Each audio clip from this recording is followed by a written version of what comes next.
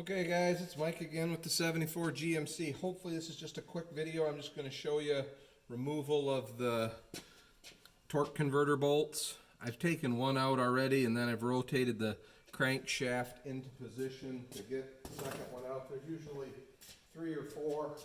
I'm not sure how many are on this one based on the rotation it took. It seems as though it's probably 3, but we'll see. So I'm using the air impact because if you put a ratchet on it and pull on it, all it wants to do is roll the engine over. And you can try and block it or stop it, but it's kind of easier. There's the fastener right there.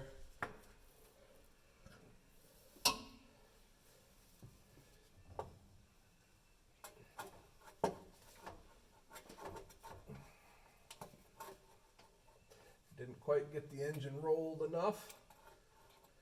I got it rolled too much.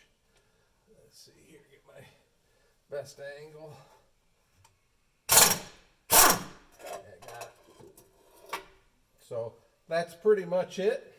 I don't think I can roll the engine from under here. I had to reach in from the front to do it. Yeah, I can't even see the crankshaft bolt, so slide out here.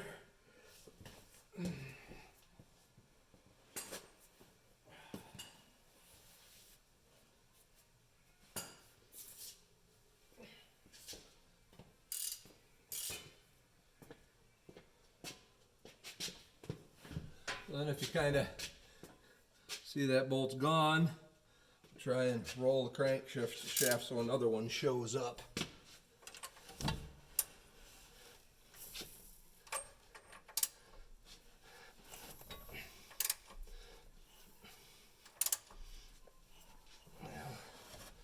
There are 4, one should be there now. It's just kind of coming up, so move it a little more. I think there's probably just 3 of them.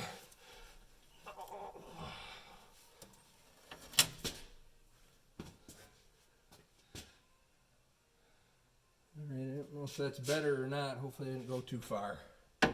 So basically I just put the bolt back to the end of the crankshaft with a couple of washers. I can show you that, and then I'm going to go under and finish. So let's pull this out here. There you can see the end of the crankshaft with a couple bolts in it, and I just had a ratchet to turn it. All right. Thanks everybody. Like and subscribe.